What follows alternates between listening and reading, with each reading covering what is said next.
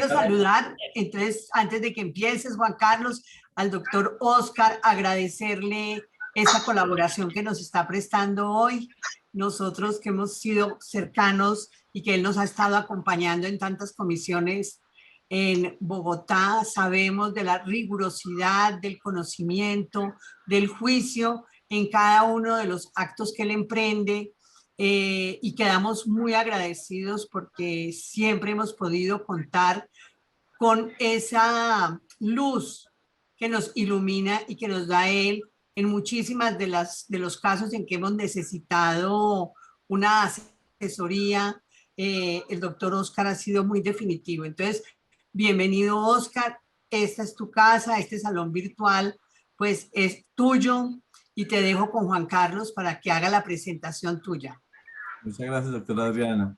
Sí, como les decíamos, esta tarde tenemos el privilegio de escuchar al doctor Oscar Fernando Martínez Bustamante, actual notario 26 de Bogotá, quien nos va a disertar sobre este tema clave, elementos esenciales del negocio jurídico celebrado en sede notarial.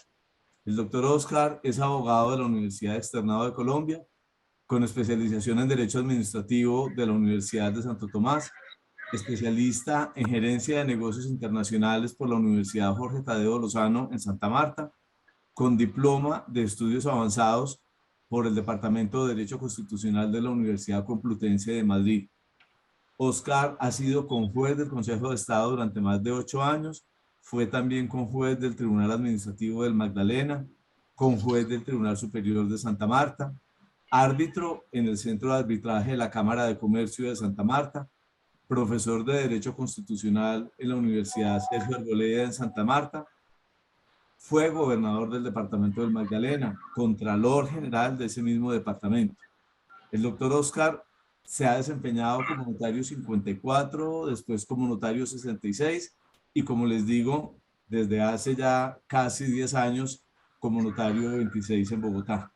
El doctor Oscar tiene una publicación, Notas de Derecho Constitucional. De verdad que cualquier cosa que pretendiéramos decir del doctor Oscar Martínez se queda cortica. Y en sus intervenciones gremiales, en su actividad colaborándonos en la Unión de Notarios de Colombia, en la Unión de Notarios de Bogotá, Oscar ha sido para nosotros siempre el polo a tierra. Esa voz que nos aterriza, que nos baja a veces de las nubes y que nos ayuda a proyectarnos hacia el futuro con un poquito, no, con mucha precisión, ayudándonos a que la poca nuestra se enriquezca con la suya. Oscar, muchas gracias por aceptar la invitación a participar con nosotros en esta tarde. Te seguiremos ocupando, prepárate para eso. Y le recordamos a todos los compañeros que están con nosotros esta tarde y a quienes llegan por primera vez, que a través del chat de esta sala pueden ir escribiendo sus preguntas, sus inquietudes, y en la parte final, después de que el doctor Oscar termine su exposición, él tratará de responder la mayor cantidad de preguntas que el tiempo nos permita. Doctor Oscar, no puedo quitarle más tiempo a tu maravillosa conferencia. Bienvenido. Este auditorio es tuyo. Muchas gracias, Adriana, por la invitación. Muchas gracias, Juan Carlos. Quiero expresarles la inmensa gratitud que tengo con ustedes por esta invitación. Y por supuesto, un saludo a todos los colegas y funcionarios que con generosidad van a regalarnos un poco de su tiempo para escuchar lo que no son más que inquietudes que quiero compartir. Yo hubiera querido iniciar y saludar con esa sonrisa característica de Adriana. Desafortunadamente, los que somos muy tímidos, entre nuestras características está que nos sonreímos hacia adentro. Entonces les pido que hagan un acto de fe y confíen en que yo estoy sonriente. Muchas gracias por los generosos comentarios de Adriana y de Juan Carlos. eso solo muestra lo que son los amigos. Entonces, damos pues inicio a esta charla que, como les decía, no tiene más alcance que compartir unas inquietudes con ustedes. La he dividido en dos partes. Una primera parte que son algunas reflexiones de tipo filosófico y doctrinario sobre la función del notario en la sociedad y sobre el fundamento constitucional de nuestra Constitución, como una invitación a que desarrollemos, a que construyamos una narrativa que controvierta esas que se están dando en los últimos tiempos en nuestra nación y que subvaloran la función del notario en la sociedad. Esas narrativas, creo yo, obedecen en gran medida al desconocimiento de la función que cumplimos en la sociedad. La segunda parte va a ser propiamente lo que anuncia el título que le hemos dado a esta charla, los elementos esenciales del negocio jurídico en sede notarial. Entonces, para lo primero, para la primera parte, he querido traer lo que sobre la función notarial y sobre los notarios han dicho destacados juristas que por demás no fueron notarios, lo que les da un grado de objetividad muy grande, además de que han sido maestros universales del derecho por generaciones. Me refiero al eminente procesalista uruguayo Eduardo J. Couture y al maestro italiano Francesco Carneluti. Luisa, ¿nos colaboras por favor con la siguiente? En relación con la pregunta de ¿qué somos los notarios? Miren la maravillosa respuesta que nos da el maestro Couture. Los notarios somos dadores de paz. Eso en una nación como la nuestra, que ha tenido situaciones casi permanentes de alteración de la paz, adquiere un significado especial y más en estos momentos que está en desarrollo un proceso de paz. Pero, entonces, ¿por qué somos dadores de paz? Pasamos a la siguiente diapositiva, por favor.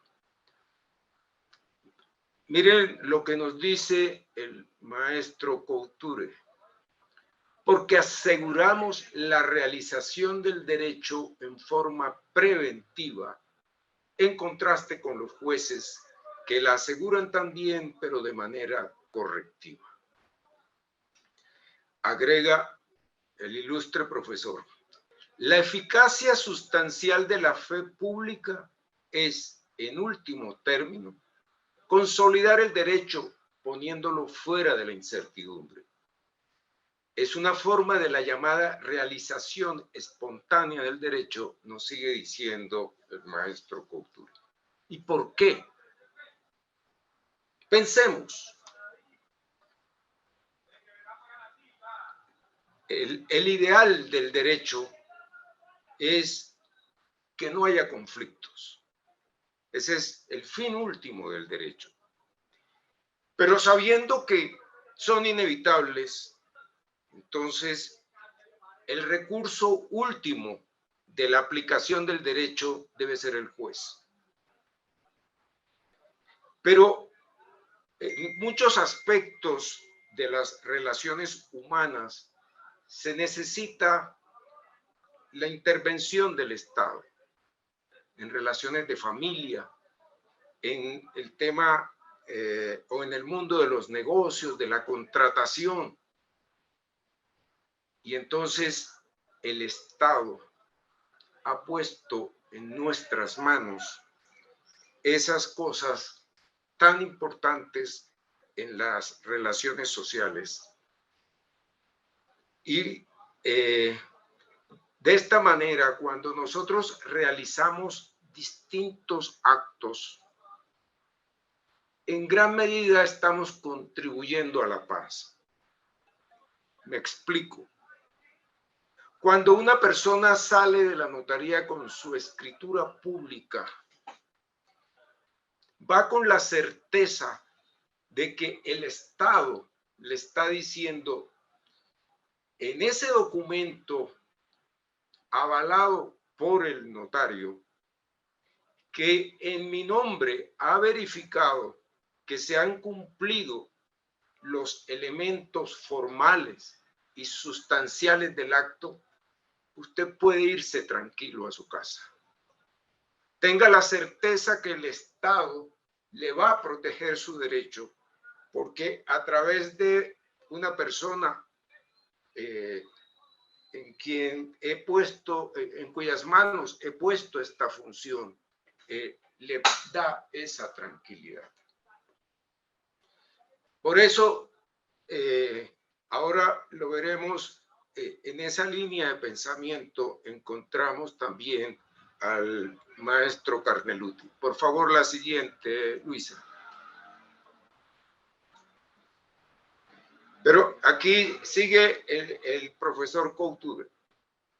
El orden jurídico pretende establecer una situación de paz exterior de la sociedad, la paz que deriva de una regulación cierta y justa.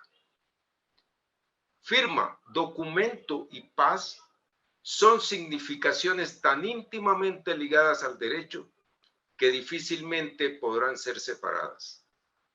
La fe pública sirve a ellas de manera directa. A la forma jurídica le dispensa la seguridad de una envoltura privilegiada. Al documento, la certidumbre de una redacción idónea y de una interpretación correcta de la voluntad jurídica. A la paz le depara el cumplimiento de sus fines, que son, como hemos dicho, fines del derecho. Sigamos, por favor. Y ahora, como les anuncié, el gran procesalista italiano Carneluti dice: cuanto más notario, tanto menos juez. Cuanto menos posibilidad de litis, tanto menos necesidad del juez. El notario es custodio del derecho, o mejor, guardián del derecho. Sigamos.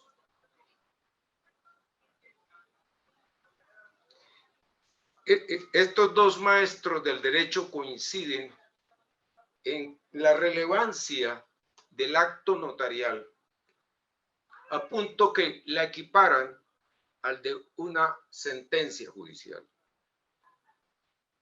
El ciudadano tiene tanta seguridad, tanta tranquilidad de su derecho a través de una escritura pública como la que podría tener el ganador de un proceso de declaración de pertenencia en su sentencia. Así de relevante es la función notarial. Por eso aprovecho para hacer una invitación a que, como dije antes, entre todos somos aproximadamente 1000 notarios en Colombia, que además contamos con un equipo de colaboradores de las mayores calidades. Entre todos construyamos una narrativa distinta que controvierta esa falacia que se pretende mostrar como el gran avance. Avancemos, por favor. Y nuestra Corte Constitucional, ¿qué ha dicho en la sentencia C029 de 2019? La función notarial corresponde a una actividad de interés general. Cierro esta primera parte con señalar como reafirmación de la importancia de la función notarial lo siguiente: uno de las mayores situaciones de conflicto en la sociedad colombiana, como en muchos países de América Latina, es el tema de la tierra. Y yo pregunto, ¿será casual que la mayor conflictividad de la tierra en Colombia está precisamente en las zonas en donde los títulos no ofrecen las debidas garantías y seguridades de los derechos que puedan tener las personas que lo ocupan? Personalmente pienso que no es casual. Por eso reafirmo, siguiendo al gran maestro citado, cuando se cuando se otorga una escritura pública y nosotros la autorizamos, estamos diciendo en nombre del Estado: esté tranquilo, porque hemos verificado que las formas legales y los requisitos sustanciales del acto han sido cumplidos. Ese es el mensaje tranquilizador que nosotros le enviamos a los ciudadanos. Continuemos. Bueno, en nuestra Constitución encontramos los fundamentos de nuestra actividad. En el preámbulo de la Constitución, en los artículos 13, 16, 58, 95, inciso segundo y numeral primero, 333, reafirmados por la Corte Constitucional en su sentencia C934-2013, ¿qué se ha consagrado ahí? Algo muy, muy importante. Se han consagrado derechos de libertad de los ciudadanos, la libertad de actuación, pero también la libertad de realizar negocios jurídicos. Ahí está el fundamento, el principal fundamento de nuestra actividad. Y fíjense que no cito el artículo 131 que se refiere específicamente a nosotros. ¿Por qué? Porque ese artículo 131 se refiere a nosotros en cuanto a la forma de vinculación. Pero estos artículos, sin mencionarnos, se refieren a la forma, o mejor, a las características, y le da el fundamento a la función que realizamos. ¿Por qué? La siguiente diapositiva, por favor. Pero antes de responder esa pregunta, quiero señalar lo que a mi juicio son dos ideas que han marcado nuestra formación jurídica. No sé si sea exacto el término o si quizá podamos llamarla que en vez de formado, podríamos decir dos ideas que han deformado nuestro pensamiento jurídico y la cultura jurídica colombiana. La primera idea que nos ha marcado ha sido de que la única concepción válida del derecho es la ideada por Kelsen. Como todos recordamos, Kelsen concibe el derecho como un sistema de reglas, un sistema en donde podemos encontrar la solución a todas las situaciones de la actividad humana. Esa idea ha sido predominante en la cultura jurídica colombiana así se nos enseñó y se sigue enseñando el derecho, lo cual es erróneo. Hay otras concepciones del derecho. Para mencionar solo algunas, está la concepción de Ronald Dworkin, que como sabemos, eminente profesor de la Universidad de Oxford. Está la concepción del derecho del antecesor de Dworkin, Herbert Hart, quienes tienen una idea del derecho muy diferente a la de Kelsen, que tanto nos ha marcado a nosotros. ¿Por qué? Porque me refiero a esa concepción de Kelsen, porque ella parte de una idea del derecho que la realidad muestra que no es posible. Y es lo que se llama el problema de la completud del derecho. No es posible que en la ley se prevean todas las posibilidades de conducta humana. Lo voy a ilustrar con un ejemplo muy conocido, pero que me parece ilustrativo.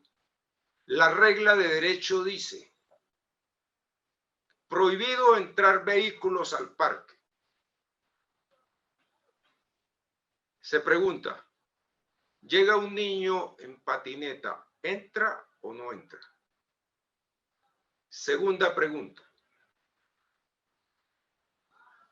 llega una ambulancia a recoger a una persona que ha sufrido un infarto, ¿entra o no entra? Ahí, en este clásico ejemplo, se pone en evidencia la dificultad de la pretensión de completud del derecho. Pretensión que no es nueva, esa cuando Napoleón y la comisión redactora del Código Civil, presidida por Portalí, conciben el código como el conjunto de reglas donde debe quedar todo, absolutamente todo lo que regule las relaciones de familia, de obligaciones, de contratos, que sean humanamente concebibles. Eso, por supuesto, la realidad mostró otra cosa. Frente a eso, se revelaron en la misma Francia los llamados juristas inquietos, en Estados Unidos el llamado realismo norteamericano. En fin, se ha empezado a controvertir esas ideas. Pero en el caso colombiano, además, hemos tenido otra circunstancia que también nos ha marcado en nuestra forma de entender y de aplicar el derecho. Y es que las normas constitucionales no son de aplicación directa. Tan cierto era esto, especialmente durante la vigencia de la Constitución del 86, que expresamente se prohibía que el operador jurídico intentara aplicar las normas constitucionales. Estas se entendían únicamente para regular las relaciones entre los distintos órganos del Estado, pero que no eran aplicables a las relaciones de los individuos. Entonces, ¿por qué traigo a colación esto? Porque nos cuesta trabajo, no nos resulta concebible que las normas constitucionales tengan aplicación directa. Voy a ilustrarlo con un ejemplo. El artículo 209 de la Constitución dice que los funcionarios de la administración deben actuar bajo los principios de economía, eficacia y celeridad. ¿Creen ustedes que algún funcionario del Estado sienta que esa norma es obligatoria? ¿Se habrá puesto a pensar en que esa norma tiene carácter jurídico vinculante? Por supuesto que no. En honor a la verdad, valga decir que esto ha empezado a cambiar, especialmente con la Constitución de 1991 y con la jurisprudencia de la Corte Constitucional.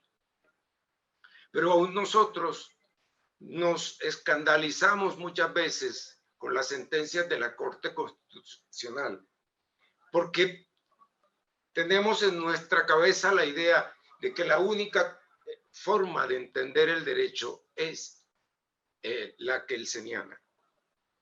Entonces, cuando tropezamos con otro tipo de normas que no son reglas, y aquí que no son reglas, sino valores y principios que están en nuestra Constitución, tipo de normas que son llamadas por el eminente profesor Hart como normas de textura abierta. Nosotros estamos acostumbrados a que las normas jurídicas solo sean reglas. Nos cuesta dificultad por eso la aplicación directa de otro tipo de normas, principios y valores, normas de textura abierta. En ese sentido, yo diría que nuestra mente jurídica es bastante binaria. Solo concebimos que debemos resolver sobre la base de la norma que nos diga que sí lo podemos hacer o la que expresamente nos diga que no lo podemos hacer. Cuando nos enfrentamos a situaciones no previstas en las normas, entramos en dificultades. Y ahí permítanme hacer una breve referencia a una anécdota. En Santa Marta había un juez muy conocido, lo apodaban el kilométrico, porque no fallaba nunca. Y cuando se lo encontraba uno en la calle, porque raras veces iba a su despacho, nos decía, ¿cómo quieren que falle si a mí me tocan todos los casos que no están en los códigos? Entonces, algo así, de alguna manera, en distintas situaciones nos pasa. Sigamos, por favor.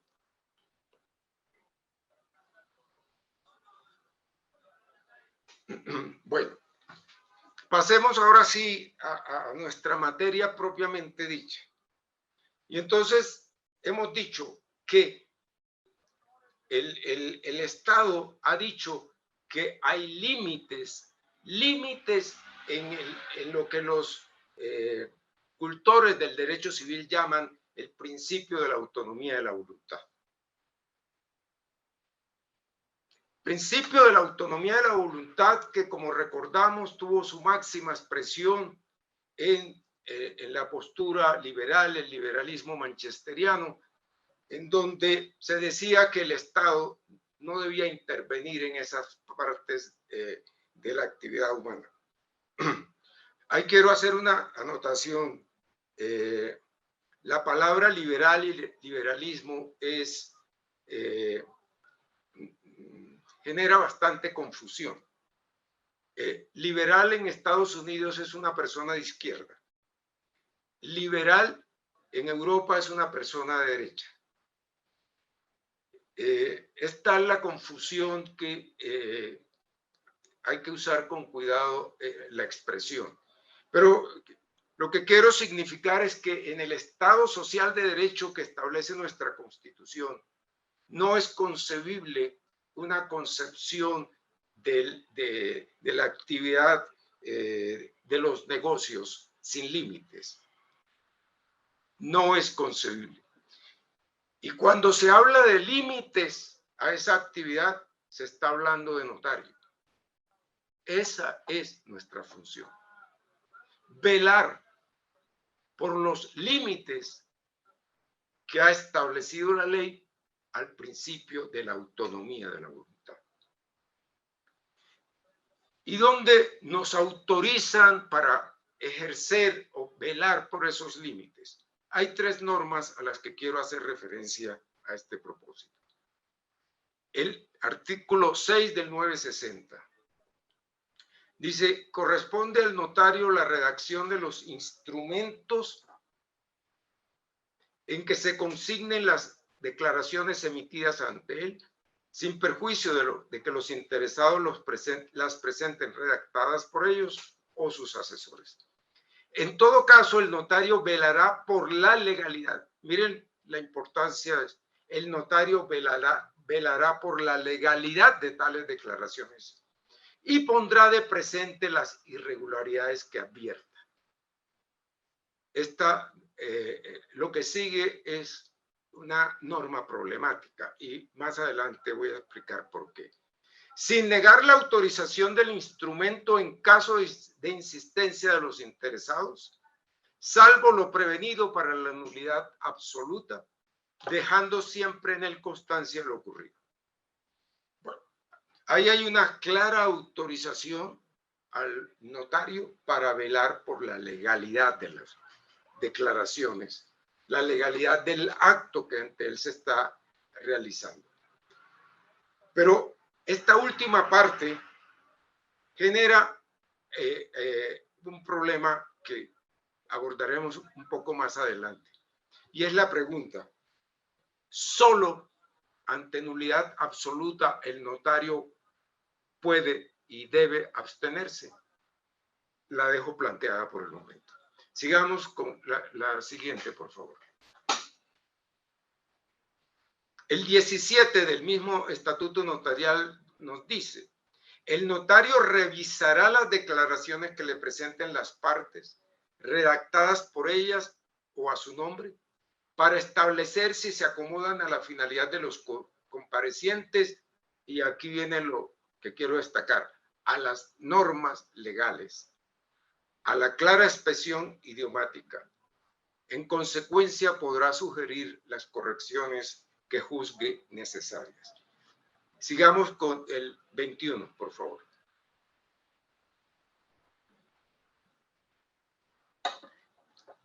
Miren, esta norma yo la llamo el último refugio de que podemos echar mano cuando por error se ha pasado un acto que no reúne los requisitos legales y llega para la autorización del notario.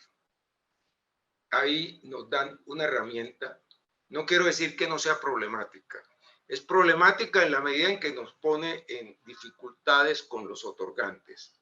Pero ahí tenemos el último resorte de nuestra función de velar por la legalidad. El notario no autorizará el instrumento cuando quiera que por el contenido de las declaraciones de los otorgantes o con apoyo en pruebas fehacientes o en hechos percibidos directamente por él, llegue a la convicción de que el acto sería absolutamente nulo por razón de lo dispuesto en el artículo 1504 del Código Civil. Entonces, en estas tres normas hay un claro fundamento de la autorización al notario de velar por la legalidad. Valga decir a este propósito que este planteamiento que estoy haciendo en la noche de hoy se aparta un poco de los criterios trazados por la Unión Internacional del Notariado Latino, especialmente de las conclusiones del Congreso de París de 2016, porque en la concepción europea especialmente, ellos entienden la función notarial como que lo relevante, lo esencial es que el acto se realizó en presencia del notario. Creo que esta postura por fuerza especialmente de la pandemia, ha ido cambiando, y creo que en el Congreso de Cancún de finales de este año es posible que salga una conclusión diferente. En mi concepción de la función notarial, lo relevante, lo esencial no es eso. De hecho, en Colombia, desde el año 83 le hicimos un quiebre a eso que proclama la Unión Internacional del Notariado Latino, cuando se autorizó por el decreto 2148 que sin estar en presencia del notario la escritura pueda ser firmada por quien tiene su fuera del despacho por quien tiene su firma registrada. Ahí hay un quiebre a ese principio del derecho o de la Unión Internacional del Notariado Latino. Pero a este propósito también quiero agregar lo siguiente. La función notarial no ha sido siempre la misma a través de la historia. Entonces, mi planteamiento está dirigido a la concepción del notario de hoy, en donde bajo un Estado social de derecho se le ha encomendado la función de velar por las formas, pero también por la sustancia, por la esencia del acto jurídico. Sigamos. Bueno, quiero señalar que en mi entendimiento la función notarial tiene 4 pilares. La función que llamamos de autenticación, dentro de la cual sabemos está comprendida la autenticación propiamente dicha, la presentación personal, el reconocimiento de documento, etc. Está la segunda, la de instrumentar y velar por la legalidad de negocios jurídicos que por seguridad jurídica también y por su importancia social se elevan a escritura pública. Una tercera función es la de autorizar actos que tradicionalmente se tramitaban por la llamada jurisdicción voluntaria y la función de registro civil. La esencia de lo que pretendo exponer aquí está en este segundo punto, que es la de instrumental. Pero voy a permitirme, con la anuencia de ustedes, unas breves referencias a los otros. La labor de autenticación. Allí debo manifestar que no me resulta clara la función de examen de legalidad del notario. La legislación nuestra con respecto a estas figuras no solo no es clara, sino que no es adecuada para los tiempos presentes y nos ponen en dificultad. En estos días, a través de los chats, he conocido un caso de un notario que escandaliza, y es que le abrieron investigación disciplinaria en razón a que se negó a la diligencia de reconocimiento de una promesa de compraventa que carecía de los requisitos de fecha, hora y notaría en la cual se otorgaría la escritura pública. Me parece sumamente preocupante esto porque ¿a qué conduciría? A que el notario no podría ejercer ningún control de legalidad del acto. Y es un tema problemático. Lo ilustro con otro ejemplo. En un contrato de mutuo, en la autenticación de un título o valor, que pactan una tasa de usura, ¿qué debe hacer el notario? Mi posición, hago la salvedad muy personal, es que el notario no está obligado a revisar el documento, pero que si lo revisa y encuentra una situación de ilegalidad manifiesta, puede y debe abstenerse. Este va a ser un punto que ojalá lo debatamos más adelante, y lo dejo y propongo que alguno de los notarios más versados en este tema nos hagan una charla para ahondar en él. Pero también quiero llamar la atención de algo que es relevante a propósito de la autenticación. Lo primero, desde el punto de vista normativo, se le ha restado importancia a la diligencia notarial en los documentos privados.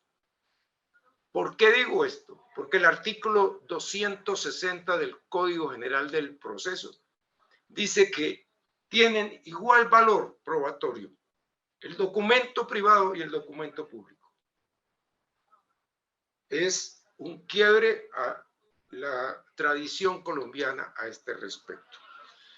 Y luego, en las normas que se expidieron con ocasión de la pandemia y de la emergencia económica, muchos de los actos que requerían presentación personal ya no lo requieren. Sin embargo, y aquí llamo a que reflexionemos sobre esto, miren el valor que la sociedad colombiana le asigna al acto notarial. Son infinitos los documentos que no requieren ir donde el notario y las personas prefieren ir donde el notario. Los títulos valores se presumen auténticos, decía desde mucho antes el Código de Comercio, y en general muchos actos no requieren. Sin embargo, las personas se sienten más tranquilas cuando hay intervención notarial. Algo que, repito, nos debe llevar a la reflexión.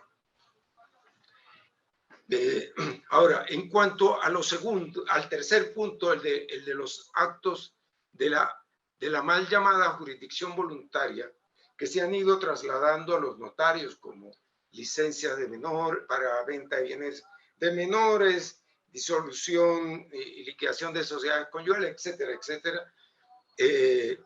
Ahí el notariado cumple una muy relevante función en la sociedad colombiana. Estamos contribuyendo a la descongestión de nuestra muy congestionada administración de justicia.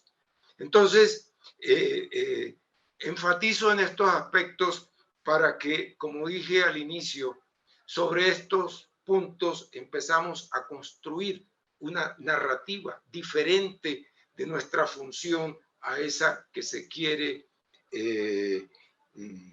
generalizar sobre posturas erróneas. Si me queda tiempo, volveré a este otro aspecto. Pero entonces, pasemos a la siguiente, por favor. Pero les decía que la función nuestra es velar por la legalidad de los actos. Y que el acto refleje la voluntad de los otorgantes. Y aquí podemos pecar por exceso o por defecto.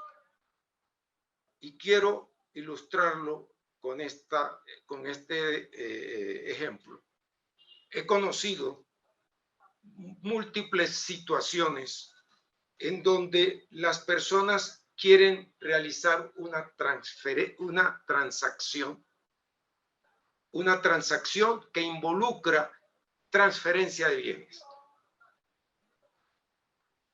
Y curiosamente se les da como respuesta: haga la transacción, pero para la transferencia hacemos una escritura de compraventa. Ahí nos estamos saliendo de nuestra función por varias razones. La primera, y ahí quiero que leamos el artículo 765. El justo título es constitutivo o traslaticio de dominio. Son constitutivos de dominio la ocupación, la accesión y la prescripción. Son traslaticios de dominio los que por su naturaleza sirven para transferirlo, como la venta, la permuta, la donación entre vivos. Pertenecen a esta clase de sentencias, a esta clase las sentencias de adjudicación en juicio divisorio y los actos legales de partición. Me salto el tercero. Las transacciones, en cuanto se limitan a reconocer o declarar derechos preexistentes, no forman un nuevo título. Pero en cuanto transfieren la propiedad de un objeto no disputado, constituyen un título nuevo. Es decir, la transacción es un acto idóneo para transferir la propiedad. Por tanto, cuando al usuario le decimos, haga su transacción, pero la transferencia la hacemos con una compraventa, estamos dando un consejo erróneo en varios aspectos. Uno, porque estamos sugiriendo un acto simulado. La intención de ellos no es una compraventa. Dos, los ponemos a declarar bajo juramento un precio inexistente. Tres, estamos incumpliendo nuestro deber innecesariamente. ¿Y por qué digo innecesariamente? Por cuanto, primero, esta norma, fíjense que es de carácter enunciativo, no taxativo. Por tanto, ahí entra en juego el principio de la voluntad, de la autonomía de la voluntad. La ley simplemente da unos ejemplos de actos traslaticios de dominio, pero no dice que sean los únicos. Por eso hoy tenemos aporte a sociedad, aporte a fiducia, y dentro del leasing hay una gama de títulos diferentes que se han ido creando. Pero peor aún, negarlo cuando en el caso de la transacción está expresamente autorizado. Por tanto, se pueden ceder derechos herenciales, gananciales, etcétera, etcétera. Un bien no disputado puede alguno de las partes en conflicto transferirlo. Entonces, cuando ejercemos nuestro control de legalidad, tenemos que ser muy cuidadosos en no excedernos y imponer obstáculos a actos que están permitidos por la ley. Sigamos.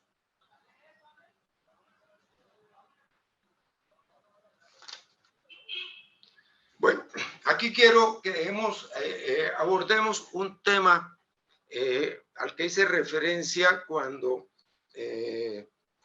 leíamos los artículos del Estatuto Notarial. De acuerdo con las normas jurídicas, hay, o al menos encuentro yo, 6 posibilidades, 6 posibles defectos del negocio jurídico. La nulidad absoluta, la nulidad relativa, la ineficacia, la inexistencia, la inoponibilidad y la nulidad formal del acto que contiene el negocio jurídico. Sigamos.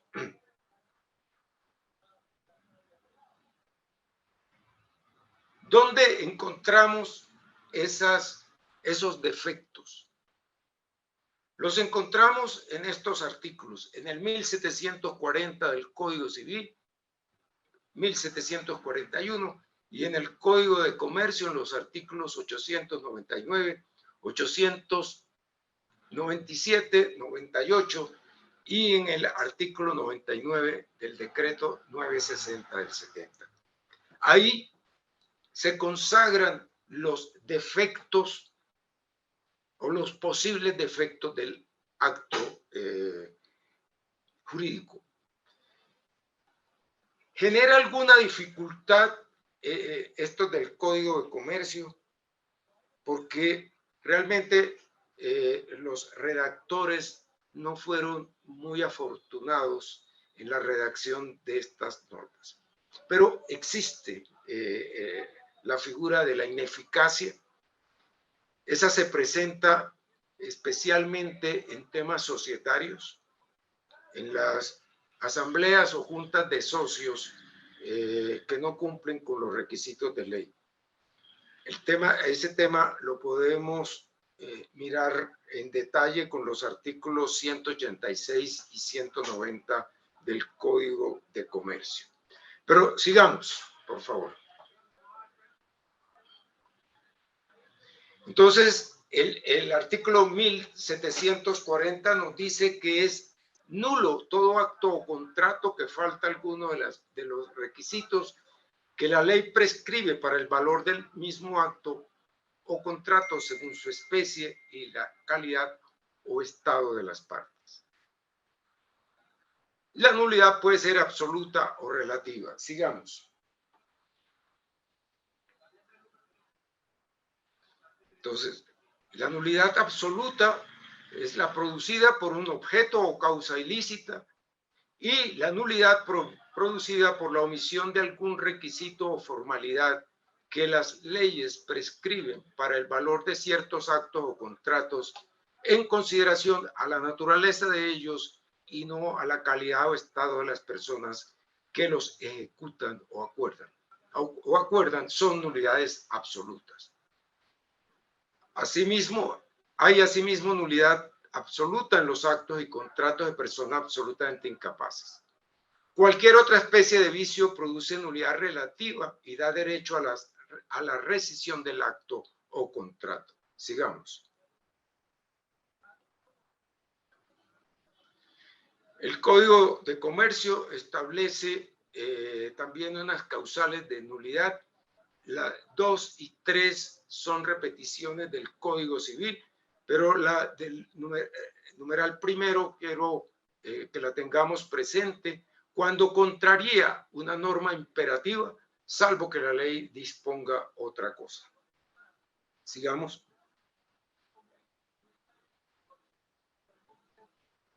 Aquí viene la ineficacia. Cuando en este código se exprese que un acto no produce efectos, se entenderá que es ineficaz de pleno derecho sin necesidad de declaración judicial.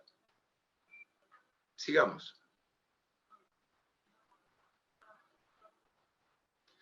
Este sí es una norma de difícil o difícilmente le puede encontrar uno la congruencia.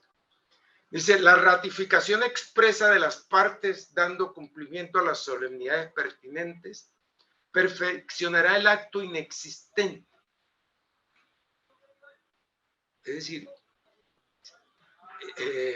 no resulta claro, no resulta fácil entender cómo puede ratificarse lo que no existe. No es muy congruente. Creo que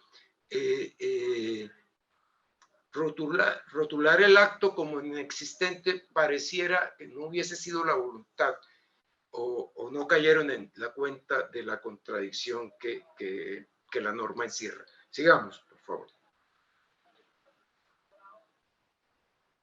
Entonces, ahí vamos a mirar ahora, a entrar a los elementos esenciales del negocio jurídico. Pero quiero que nos regresemos a un punto anterior. Cuando veíamos los 6 defectos del negocio jurídico, los recordamos. Yo no sé si Luisa nos puede regresar a esa. Bueno, mientras tanto,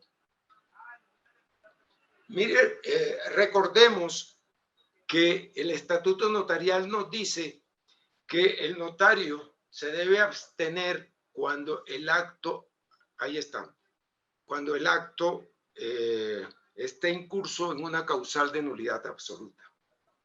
Entonces la pregunta es, ¿y qué hacemos con los otros defectos. Basta la nota de la insistencia y de la constancia. Creo que la respuesta es depende. Frente a la nulidad relativa,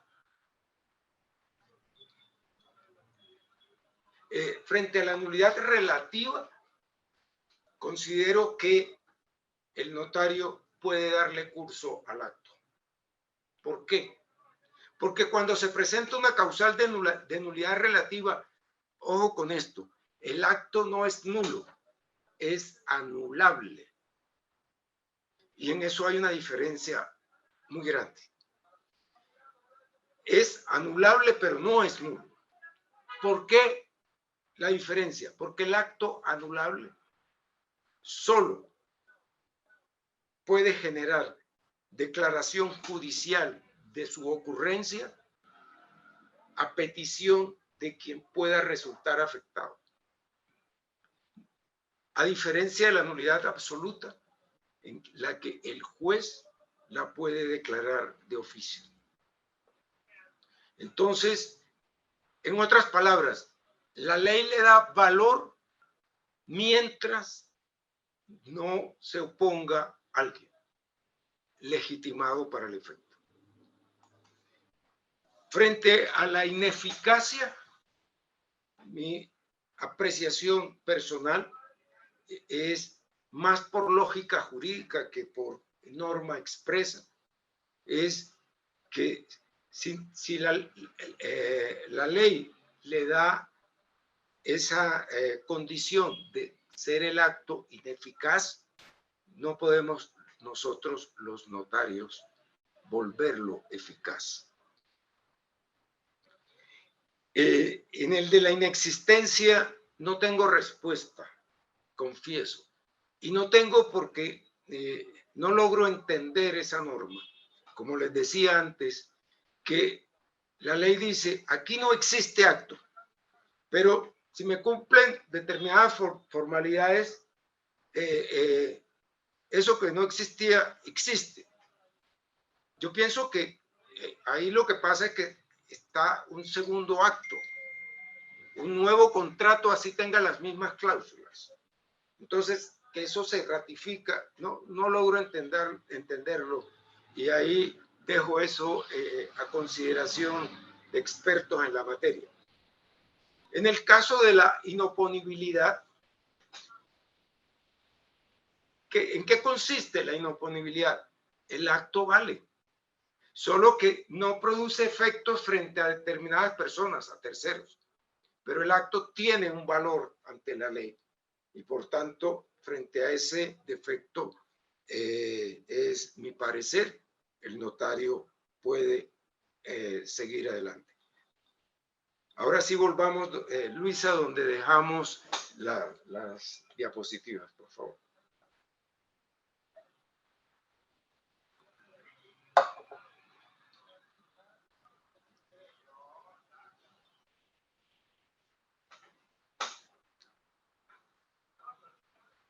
Bueno, entonces,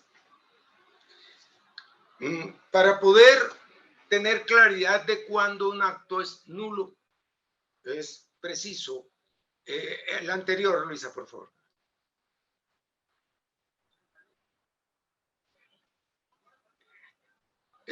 Para saber si un acto es nulo o tiene algún defecto, nuestra labor en guarda de ese principio de legalidad que certificamos con nuestra firma, tenemos que verificar que el acto cumpla estos requisitos básicos. Eso, valga decirlo, es lo que hacemos todos los días en forma rutinaria. Cuando revisamos las escrituras, no estamos haciendo nada distinto que verificar estos elementos, solo que ya lo rutinizamos de tal forma que no vemos que estamos haciendo esa revisión, pero sí lo estamos haciendo. Entonces, los 4 elementos son que la persona sea legalmente capaz, que consienta el acto y su consentimiento no tenga vicio, que recaiga sobre un objeto lícito y que tenga una causa lícita. Vamos a ver rápidamente estos elementos. Estos son los 4 elementos esenciales del negocio jurídico. Esta es la espina dorsal del examen de legalidad que nosotros hacemos.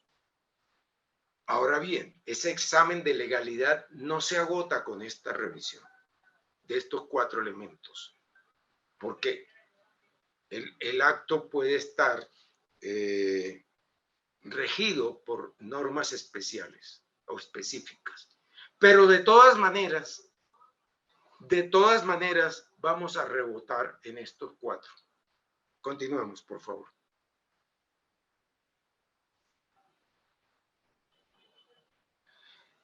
Ahora, en concordancia con el anterior, encontramos el artículo 1501, que distingue del acto o del negocio jurídico 3 elementos. Las cosas que son de su esencia, las que son de su naturaleza y las accidentales. Sin entrar muy a fondo en esta materia, digamos que elementos de la esencia del acto son aquellos que, si no están, no hay acto o es uno distinto. Un ejemplo clásico. Compraventa. ¿Qué es la compraventa? ¿Qué es de la esencia de la compraventa? Cosa y precio.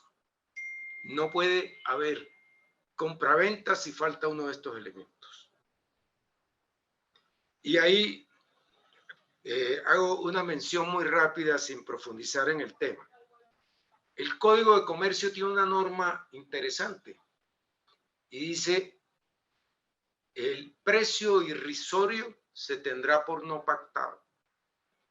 Hace algunos 2 o 3 años, una colega me consultó un caso en donde querían vender la totalidad de acciones de una sociedad que tenía un capital millonario por $1, literalmente por $1 era que iban a hacer la supuesta compraventa.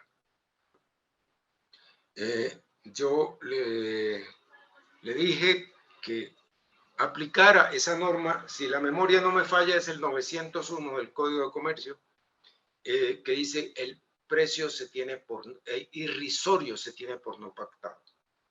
Y ahí estaríamos frente a esta situación. Ahí falta un elemento esencial del negocio jurídico. No hay precio porque así lo ordena la ley en ese caso que estoy comentando. Sigamos, por favor.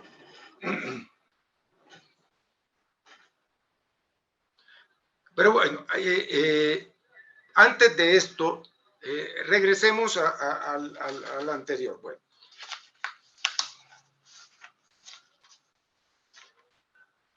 Escúchame, Luisa, sí, volvamos a este. Bueno, de los 4, o más bien el anterior, donde están los 4 elementos, por favor. El anterior. Ok. Entonces, en relación con el tema de la capacidad de las personas naturales, eso no ofrece hoy mayores dudas, toda vez que con la modificación que introdujo la ley 1996 al tema de las personas con discapacidad,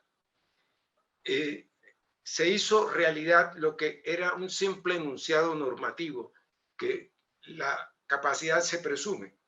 En realidad, esa norma que establecía la presunción de capacidad no armonizaba con la norma siguiente modificada por la 1996.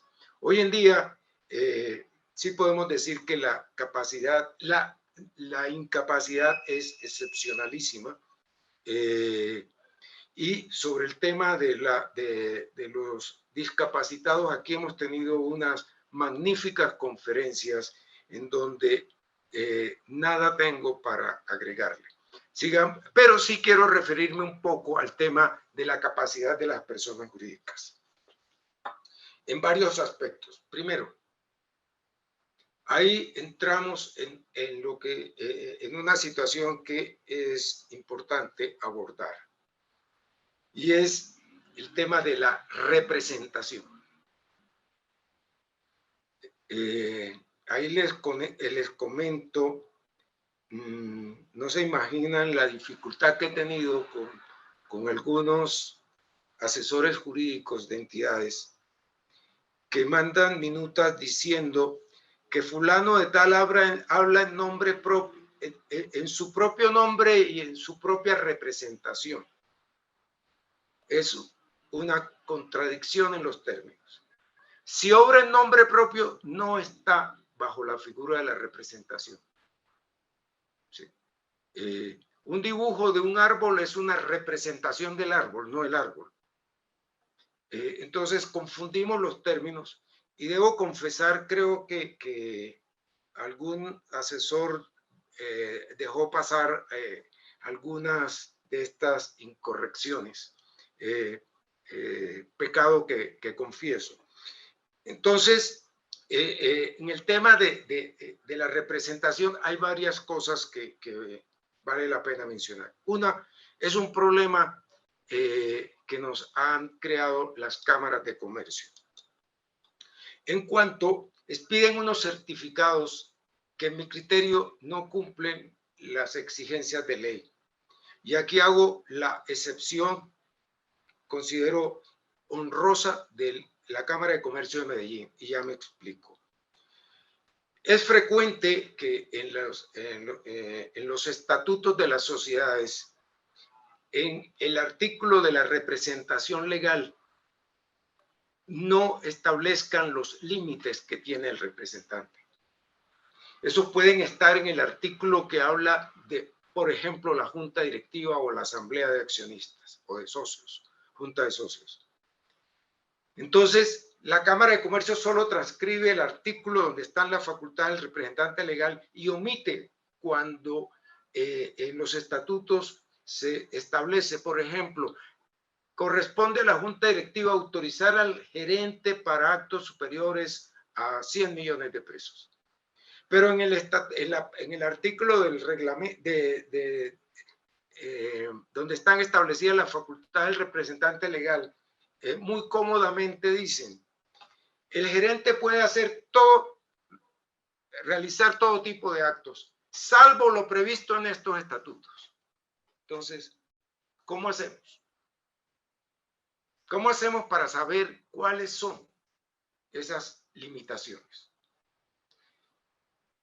Nos ponemos a estudiar el estatuto inicial de Constitución y sus reformas, cuando hay sociedades que tienen 70 y 80 reformas. No es fácil. ¿Y por qué es relevante esto? Porque si el acto puede ser constitutivo de una nulidad relativa, nos toca aplicar lo que hemos mencionado de dejar constancia, lo que nos ordena el artículo 6 del 960, dejar constancia de que advertimos de eso. Pero no nos resulta fácil hacer la advertencia cuando no sabemos qué dicen esos otros aparte de los estatutos. No lo sabemos. En muchos casos, sobre todo de negocios de cuantía alta, pues lo recomendable es pedir el acta, porque lo otro es un salto al vacío. Se dan cosas tan absurdas que por ligereza en la redacción de los estatutos encuentra uno que se establecen cláusulas de este tipo. El representante legal requerirá autorización para actos de más de 20 millones de pesos. Y él es accionista único. Entonces, él tiene que hacer un acta bastante risible. Yo me autorizo a mí, mediante esta acta, para firmar ese negocio. Absurdo totalmente. Eso me recuerda el pasaje de la Odisea, donde Ulises le pide a su tripulación: cuando oigamos los cantos de sirena, me amarran para no ir detrás de la sirena. Y cuando yo les ordene que me liberen, no me hagan caso. No me hagan caso. En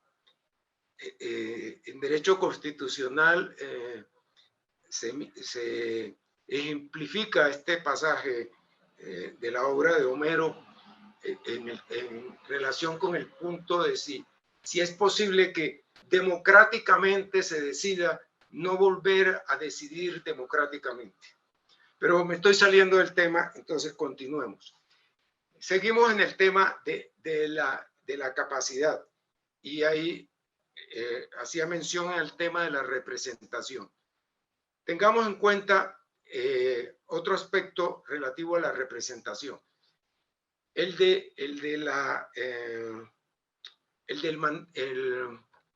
del mandato, sí. O mejor, la representación, recordemos, puede ser de dos tipos. La representación legal, que se da en el caso de los padres de familia con respecto a sus hijos, pero también hay otra que considero poco, no sé si conocida o usada, que es la representación del heredero. El heredero representa al causante. Voy a ver si lo tengo a la mano. En el Código Civil está establecido: el heredero representa al causante. Y eso tiene una importancia enorme en el tema notarial. Por ejemplo, cuando necesitamos hacer escrituras aclaratorias y la persona o uno de los otorgantes ha fallecido, ahí entra en juego la representación del heredero. Me anticipo a la pregunta: no puede disponer del bien. No puede disponer del bien. ¿Por qué no puede disponer del bien? Porque cuando la sociedad conyugal se disuelve, en el caso respecto a la sociedad conyugal, pero también cuando la sociedad conyugal se disuelve por causa de muerte o por acto voluntario, el divorcio, pero no se ha liquidado la sociedad, ¿cuál es el fenómeno jurídico que ahí se presenta? Resulta que los bienes pasan a ser, jurídicamente hablando, de lo que la ley llama la masa ilíquida de la sociedad conyugal. Hay una creencia errónea y bastante generalizada de que cuando el bien cuyo titular en la oficina de registro es el cónyuge supérstite o el cónyuge al que en la liquidación se le va a dejar ese bien, que para ahorrarse gastos notariales y de registro no lo incluyan en la liquidación de la sociedad conyugal o de la herencia. Error. Error, ¿por qué? Porque, repito, aun cuando en registro siga figurando la persona como titular, jurídicamente ya no lo es. No puede disponer del bien hasta tanto no se liquide la sociedad conyugal. Entonces, cuando hacen eso, ¿qué figura se presenta? Se está haciendo venta de cosa ajena. A propósito de venta de cosa ajena, nuestro código dice que es válida. Personalmente, considero que esta figura de la venta de cosa ajena no debería existir. Personalmente me causa dolor ver el esfuerzo argumentativo de nuestras altas cortes para justificar la existencia de esta norma. ¿Y por qué estoy en desacuerdo? Porque en primer lugar me identifico con una frase de Benito Juárez. La paz es el respeto del derecho ajeno. Una nación como la nuestra, en donde no tenemos una profunda cultura de respeto al derecho ajeno, que desde la ley y desde las altas cortes se le dé patente a esa figura. Lo respeto, por supuesto, pero me causa dolor. Creo que no contribuye a generar una cultura de respeto ajeno que tanto necesitamos. Bueno, entonces, decía que que por eso el heredero, hasta tanto no le adjudiquen el bien, no puede disponer de él a menos que incurra en la figura de venta de cosas ajenas. Pero quiero señalar, porque creo que me toca agilizar, dado que tengo muchos temas todavía y el tiempo se nos agota y no deseo abusar de la generosidad de ustedes. Reiterar que el mandato por reglas generales consensual, no requiere formalidades, pero el mandato para fines notariales es solemne. Así lo consagran el artículo 836 del Código de Comercio y desde el punto de vista notarial, los artículos 14, 15 del 2148 y el decreto ley 19 de 2012. Bueno.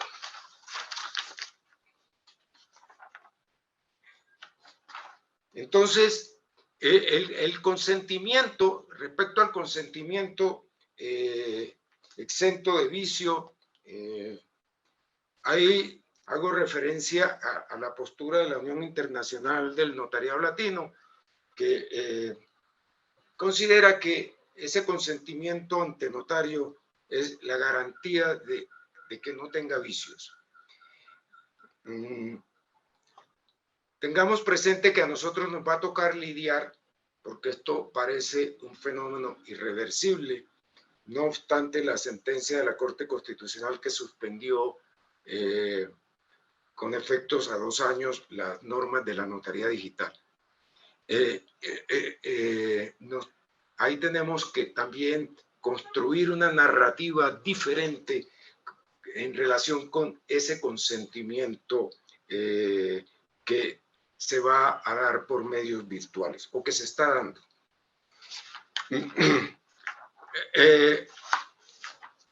Paso entonces al tema del objeto lícito. Ahí el tema del objeto lícito, tengo 2 comentarios para hacer. Uno, en relación con los bienes embargados. La ley, el artículo 1521, numeral 3, establece que es válida la venta de cosas ajenas si se da o se realiza con el consentimiento del acreedor. Es válido.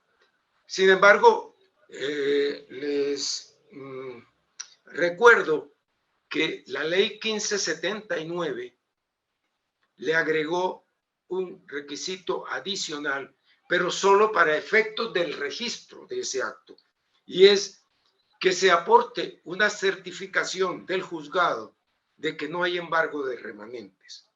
Lo que se pretende con esta norma es que en contubernio acreedor y deudor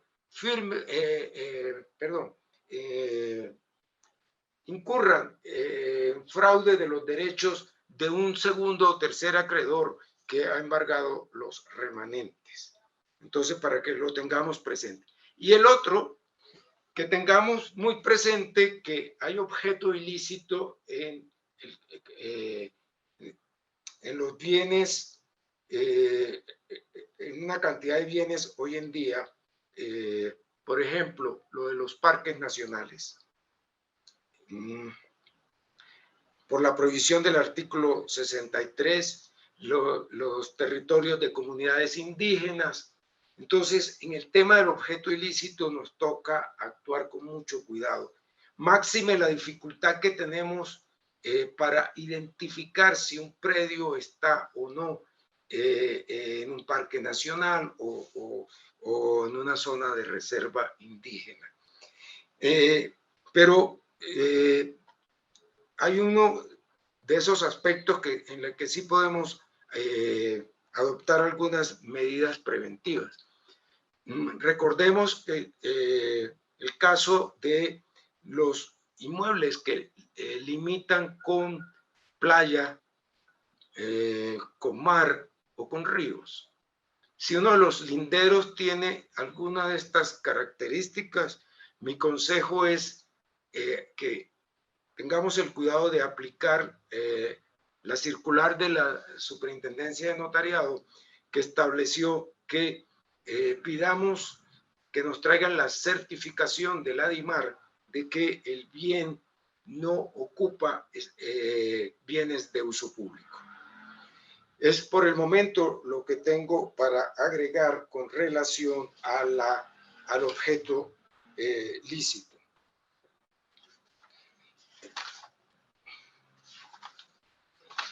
Ahora, con respecto al tema de las causales de nulidad formal del acto, las que consagra el artículo 99, he considerado pues que sería necio de mi parte pretender decirles algo.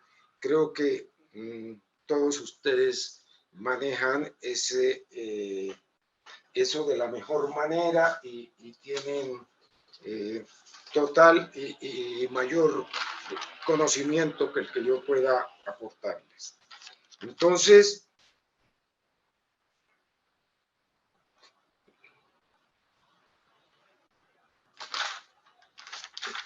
sigamos, Luisa, por favor, con la... Bueno, ya se lo vimos, seguimos, por favor. Bueno, me resta, tenía aquí tres situaciones a las que he querido hacer referencia, ya las dos primeras me referí. Lo otro, que tengamos muy presente el tema del autocontrato. Se le da ese nombre a esa situación en donde la persona en cumplimiento de un mandato actúa de parte y contraparte. Ahí tengamos muy presente lo que prescribe el artículo 1274 del Código de Comercio, que ahí requiere autorización específica. Ojo, cuando se dan estas situaciones, el poder general no sirve, salvo que en el mismo poder general se contemple esta situación. Por ejemplo, se puede decir: faculto a mi apoderado para que venda mis bienes o para comprar en mi nombre sus bienes. Eso, en ese caso, está la facultad. Pero cuando la persona actúa en la doble calidad, tengamos ese cuidado de exigir la autorización expresa, porque de otra manera estaríamos en la situación de la nulidad relativa a que antes hicimos referencia. Sigamos, por favor.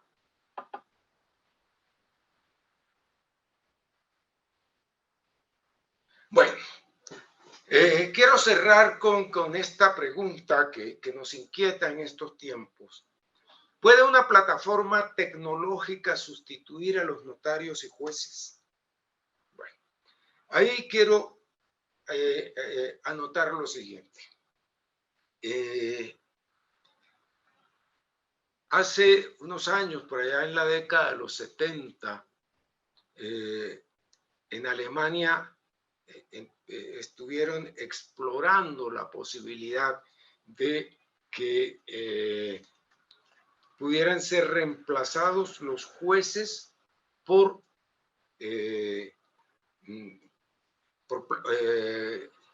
máquinas, por computadores. El proyecto alemán fue un rotundo fracaso. Eso es lo primero que quiero anotar. Lo segundo, cuando se plantea la posibilidad de que los notarios seamos sustituidos por una plataforma tecnológica, tenemos que ser cuidadosos en el contraargumento. ¿Por qué? Pensemos, si nos dicen que blockchain, por ejemplo, ofrece mayores garantías de seguridad y conservación del documento, tenemos que aceptarlo. Eso es verdad. Pero lo que no dicen quienes hacen estos planteamientos es que esa no es la función principal del notario. La cumplimos como un complemento.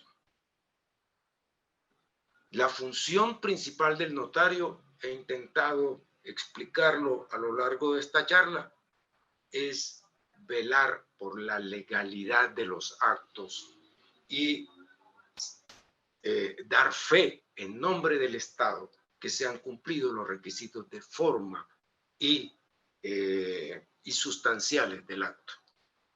Entonces, sí, el protocolo es susceptible de situaciones que pueden afectar la seguridad, pero es que ese no es el problema. Lo otro que quiero agregar, y permítame que haga referencia a esto nuevamente, me llama la atención que esa propuesta venga de quienes dicen ser de izquierda. ¿Y por qué digo que me llama la atención? Porque no han caído en la cuenta que su planteamiento es básicamente un planteamiento, y utilizo una palabra muy usada, neoliberal. ¿Por qué digo que es neoliberal? Ahí permítanme hacer referencia a lo siguiente.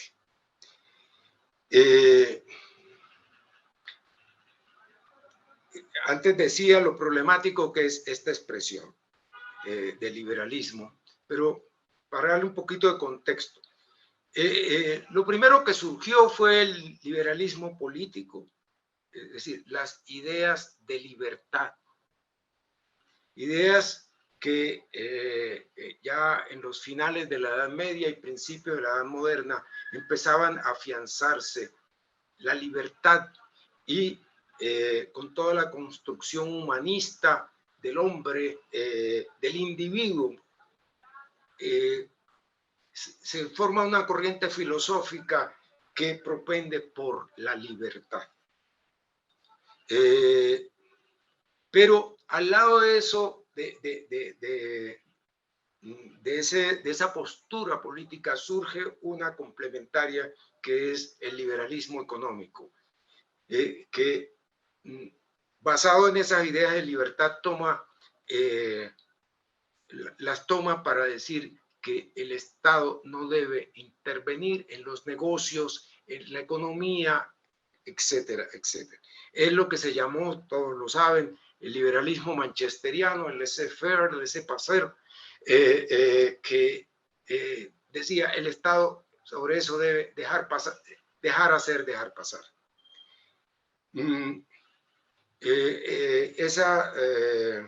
El fundamento del liberalismo económico lo recordamos el señor Adam Smith, pero lo curioso es que esas ideas, miren esta paradoja, esas ideas fueron retomadas por el gran economista norteamericano Milton Friedman y la llamada Escuela de Chicago, que reformula las ideas de Adam Smith y que es lo que se ha llamado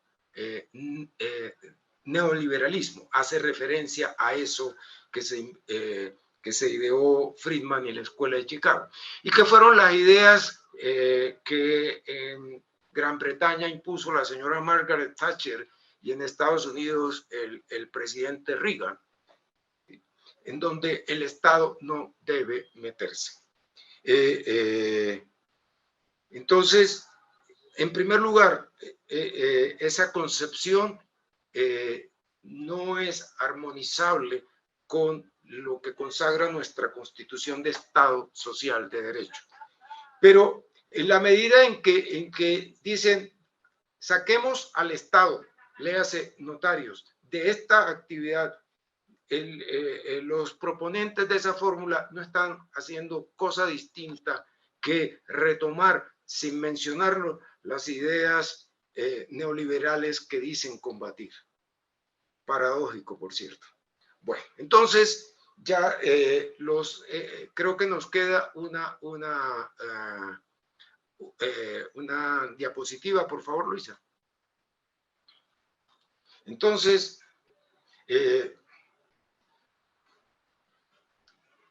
como conclusiones, he traído estas. Defendamos el papel del notario como garante de la legalidad de los negocios jurídicos.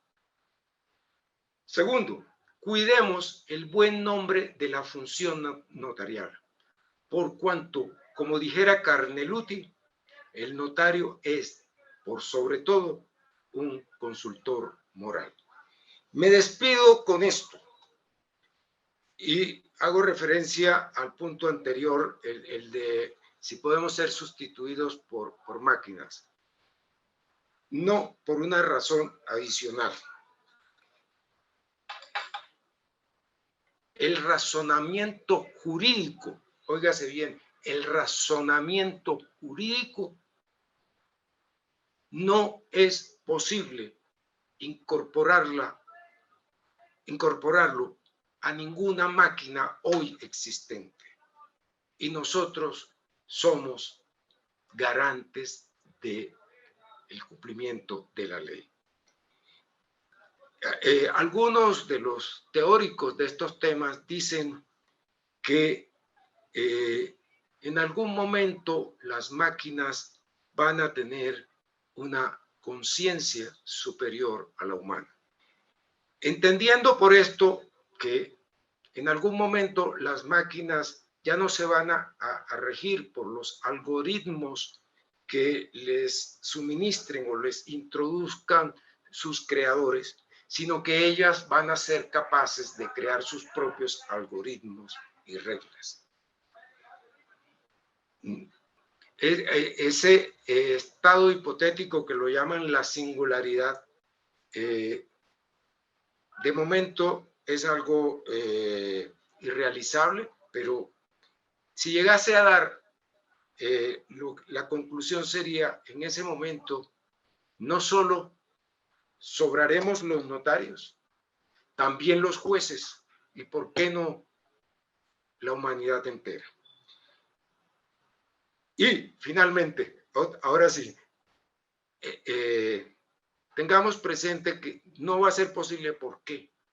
Porque el derecho es creación humana, que regula conductas humanas y está diseñado para ser aplicado por el alma humana. Muchas gracias. Doctor Oscar, no nos equivocamos cuando motivamos a nuestros amigos y colegas a acompañarnos a esta charla. Muchas gracias.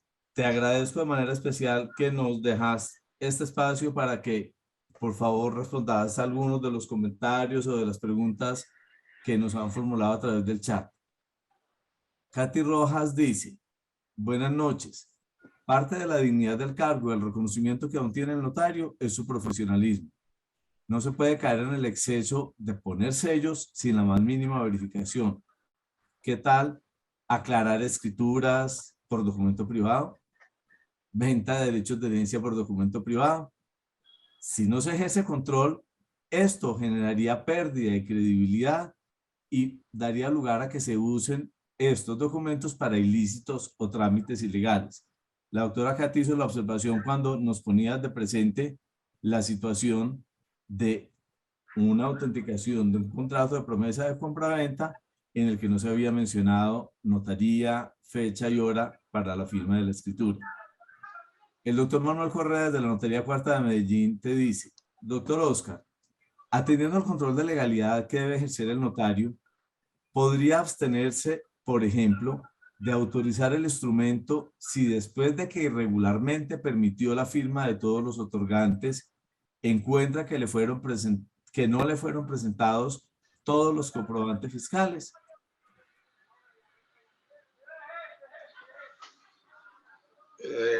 Ok.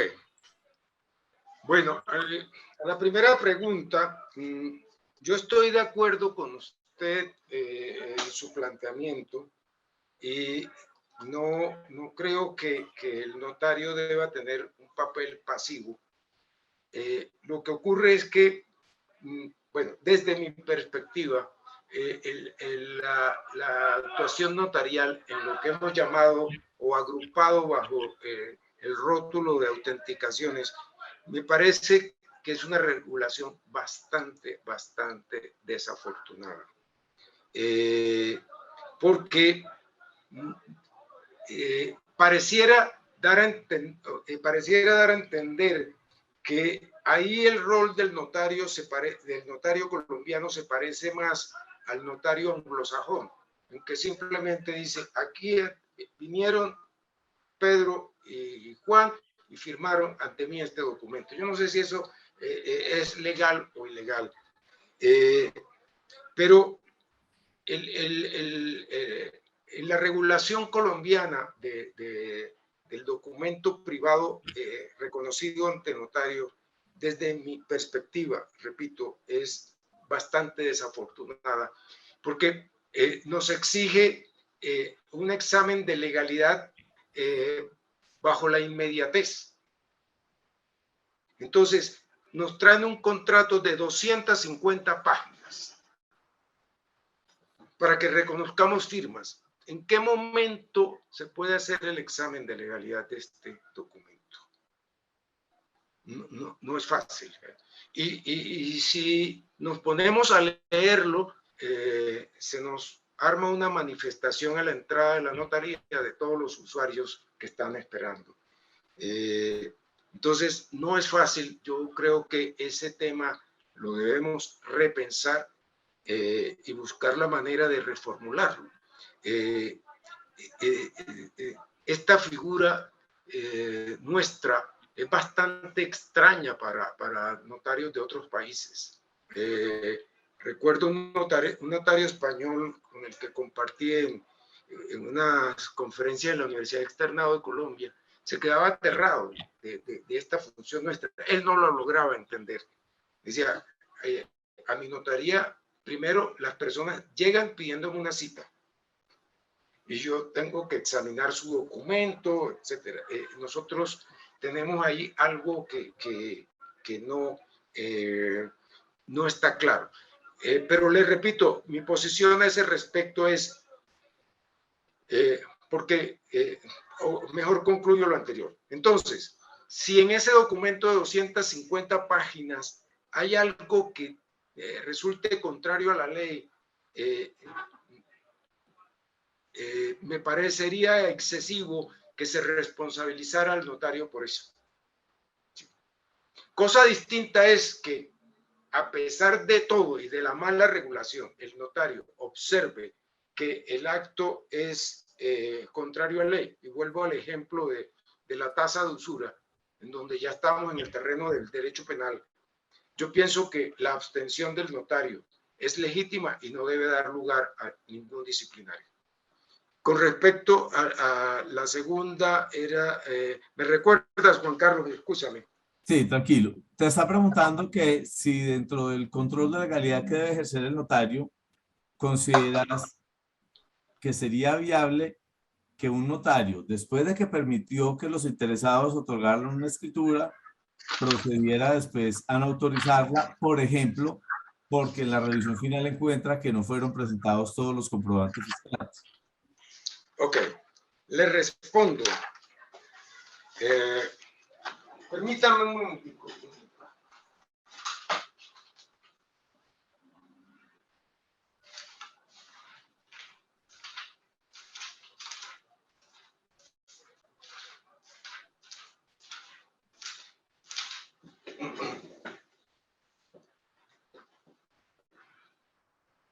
A ver, volvamos. Si Luisa nos puede ayudar a mirar el artículo 21 del 960, como la cuarta o quinta diapositiva.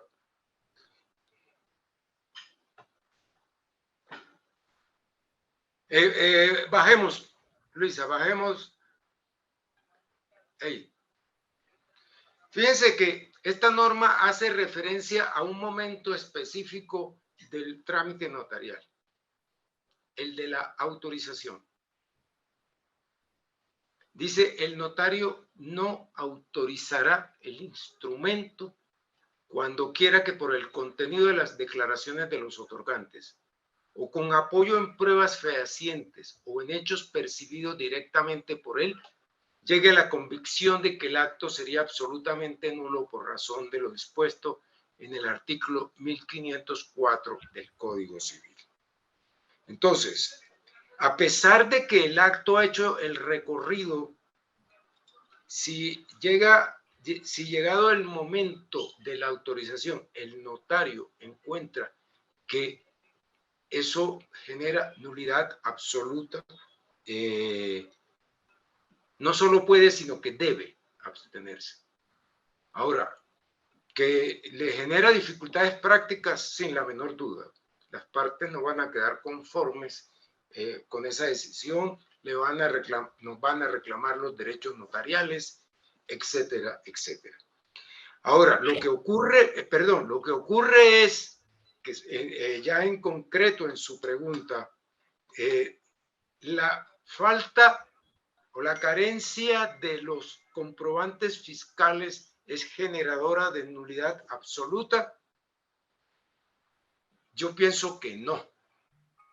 La carencia de esos documentos pueden generarle responsabilidad al notario, pero no es causal de nulidad absoluta. Admito que ahí puede haber interpretaciones distintas. Solo si se entendiera que esa norma que consagra la obligatoriedad de protocolizar los comprobantes fiscales se entendiese como de orden público. Si se entiende esa norma como de orden público,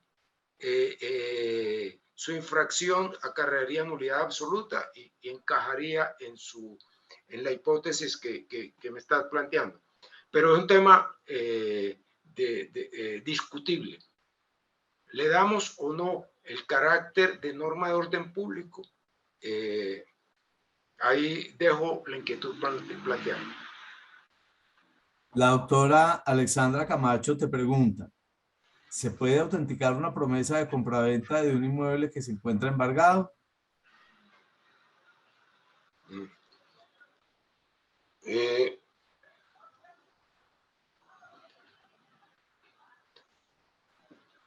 Yo pienso que sí, sí puede y de hecho se presenta con mucha frecuencia. Se presenta con mucha frecuencia porque se promete en venta precisamente para poder pagar la deuda que genera el proceso ejecutivo. Ahí mi recomendación sería evaluar las circunstancias particulares del caso. ¿En qué sentido? Si el comprador es parte débil, es una persona que por su nivel de escolaridad pueda ser engañada, estafada, Yo creo que ahí sí, en aplicación de esas normas y principios del derecho constitucional, yo creo que es válida la abstención. Pero si después de la explicación que le dan el posible comprador es consciente del hecho y es una persona que no está en condiciones de inferioridad frente al prometiente vendedor, yo creo que se debe autorizar. Desde Los Andes, Nariño, el doctor Jorge Martínez te pregunta, ¿es posible autenticar un documento totalmente en blanco, incluso sin fecha?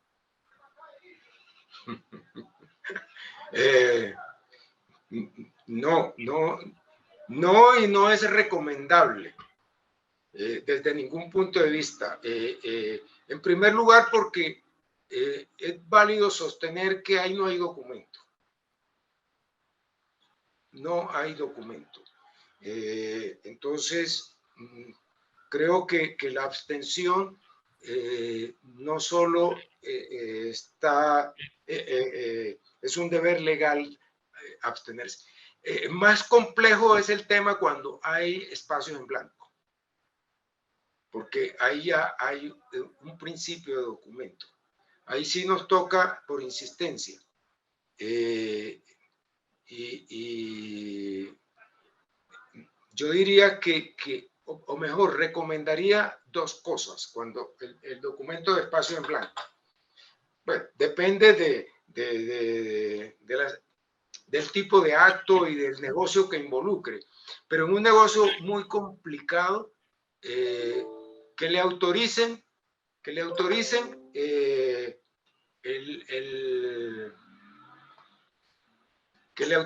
el uso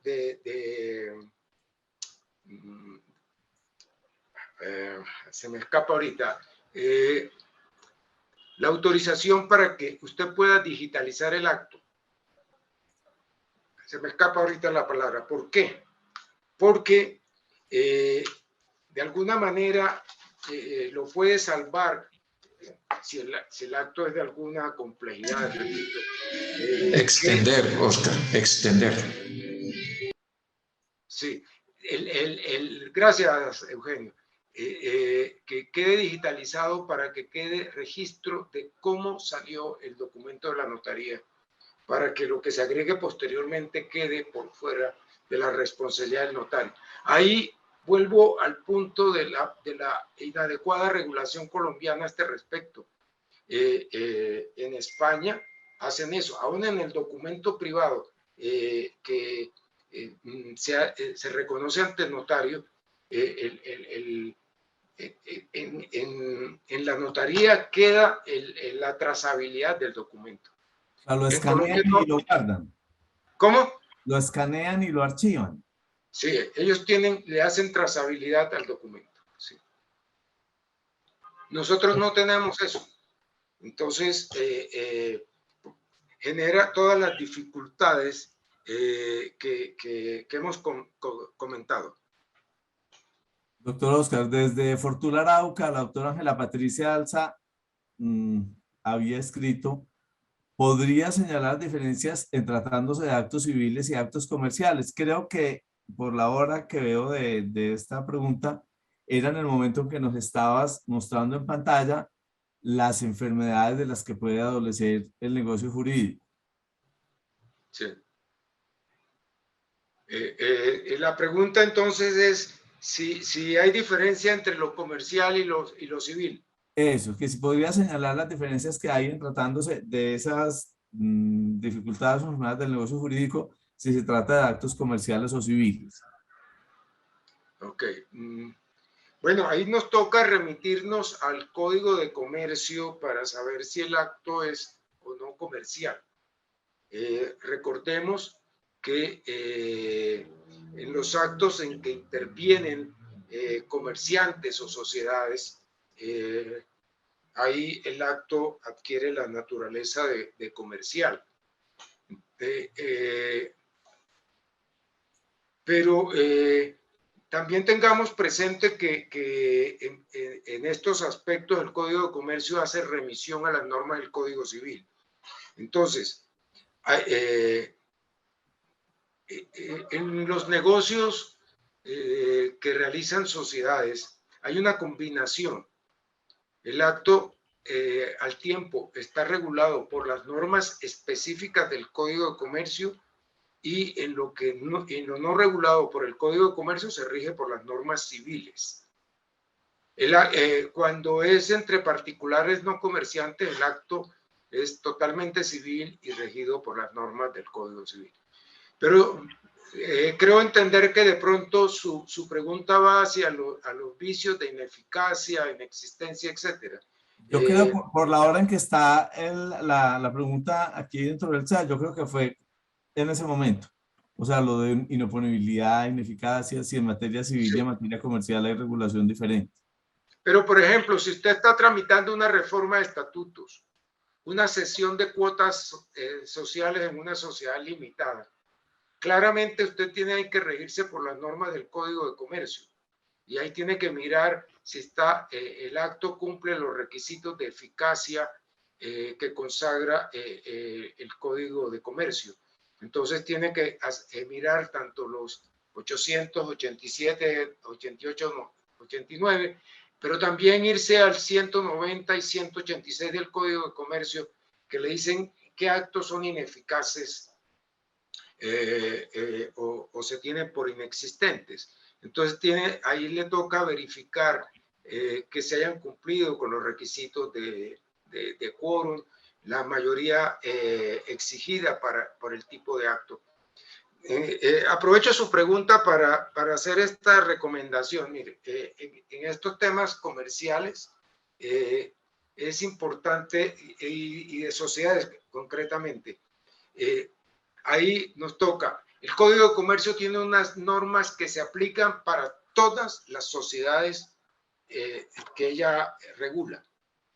Es decir, excepto SAS. Todas las demás se regulan por el Código de Comercio. Esas sociedades reguladas por el Código de Comercio se rigen por las normas generales del Código de Comercio para todo tipo de sociedades. Pero hay unas específicas para el tipo de sociedad. Entonces, no es lo mismo una reforma de estatutos de una sociedad en comandita, de una sociedad limitada o de una anónima. Entonces, ahí toca combinar y examinar las generales, pero además las específicas por tipo societario.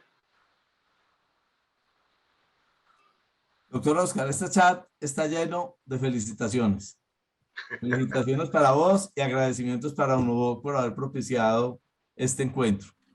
Igual que somos muy cumplidos, muy puntuales para empezar, procuramos ser muy puntuales para terminar y no disponer del tiempo de nuestro auditorio. Yo te pido unos segundos para expresar mis agradecimientos a todos los participantes. Me honran con su presencia. Créanme que estoy sumamente agradecido con todos ustedes. Y por supuesto con Adriana, nuestra presidenta, Juan Carlos, que organizaron este evento, y nuestro presidente nacional, el doctor Eugenio Gil, a quien veo en pantalla. Mil gracias a todos. Ha sido especialmente grato para mí compartir estas inquietudes con ustedes. Mil gracias. Doctor Oscar, muchas gracias a vos. A todos, muchas gracias por estar con nosotros esta noche. Oscar, te cuento, casi 200 personas participaron en este conversatorio. De nuevo, muchas gracias por tu generosidad. Te lo advertí, te vamos a molestar en otra oportunidad porque ahí están pidiendo que es necesario que le demos más tiempo al doctor Oscar para que en una segunda sesión nos amplíe otros temas. Dentro de 15 días, dentro de la programación, teníamos la participación del doctor Sabino, notario segundo de Río Negro en Antioquia. Hoy, en la reunión conjunta de registradores, curadores y notarios de Bogotá y de la zona de Altiplano, bueno, y casi todo el departamento de Cundinamarca, surgió una inquietud muy puntual sobre el tema del tiempo de vigencia de las licencias urbanísticas y la capacidad, la posibilidad jurídica que se tiene o no por parte de los abogados calificadores o de los señores registradores de instrumentos públicos para devolver sin registrar escrituras, por ejemplo, de división material en la que ya está vencido el término de 6 meses consagrado por el Decreto Único Reglamentario de 77, teniendo en cuenta que ahorita, en esta pandemia que parece ser que ya va a ser del pasado, se prorrogó automáticamente la vigencia de las licencias urbanísticas por 9 meses y que en algunas ocasiones algunas oficinas de registro de instrumentos públicos, por autorización expresa de la Superintendencia Notariado de Registro, tuvieron que ser cerradas y en consecuencia suspendieron sus términos. Ustedes me excusan que les esté hablando de las dos cosas al tiempo, la exposición del doctor Sabino y este tema puntual, entre muchos otros que surgieron hoy en la reunión que tuvimos en la sede de la Unión. Doctor Eugenio, muchas gracias. Nos sentimos todos felices de estar otra vez en la casa. A los colegas de todo el país los invitamos a que gradualmente vayamos entrando en la presencialidad, que en las sedes seccionales volvamos otra vez a tener estos espacios de encuentro y ojalá que muy ligero nos podamos encontrar toditos. Lo que les decía hace un momentico es, voy a coordinar con el doctor Sabino para ver si de pronto dentro de 15 días podemos cederle el espacio al doctor Mauro, el curador número 2 de Bogotá, presidente del Colegio de Curadores de Colombia, quien hoy generosamente, aceptando la propuesta que le hicimos, nos aceptó un espacio de estos, de 1 hora y media, de 2 horas, como el que tenemos siempre en UNOVOC, para él, con lapicito en mano, hacernos nuevamente el dibujo sobre el término de vigencia de cada una de las licencias, los diferentes tipos de licencia que hay, y que nosotros podamos, junto con los funcionarios de registro, poder tener la claridad y con miras al usuario, que es el destinatario final de toda nuestra gestión, ofrecer el mejor servicio. A todos de nuevo, muchas gracias. Doctora Adriana, cerra por favor y nos vemos todos dentro de 2 semanitas en este mismo, ¿cómo es que dicen en televisión? A esta misma hora y en este mismo canal. Mismo lugar. Bueno, doctor Oscar, nuevamente muchísimas gracias. Qué gran conferencia. Me parece a mí que la construcción de esa nueva narrativa que hemos planteado y que se ha visto que es necesaria dentro del notariado para que los demás nos vean a nosotros de manera distinta, queda claramente planteada desde esta conferencia. Cuando usted nos habla que los notarios somos dadores de paz, ese planteamiento que hace usted, esa forma de mirar la actividad notarial y los actos que se llevan a cabo en el notariado, es eso realmente, una nueva narrativa para el notariado. Muchísimas gracias por esta magnífica conferencia. Como todos los demás colegas que están acá, necesitamos otro espacio para que nos siga contando y nos siga mostrando desde el ángulo, desde donde usted lo ve, cómo es el notariado y cuál es su importancia. Muchísimas gracias, Juan. Me parece supremamente importante. Hoy tuve la oportunidad de escribirle al doctor Mauro y creo que es una conferencia muy buena la que podría dictarse dentro de 15 días. Es una persona también de gran sabiduría, conocimientos muy precisos y que ha venido ocupando un cargo muy importante de la esfera de los curadores. Muchísimas gracias a todos por habernos acompañado. Doctor Eugenio, muchísimas gracias por estar con nosotros.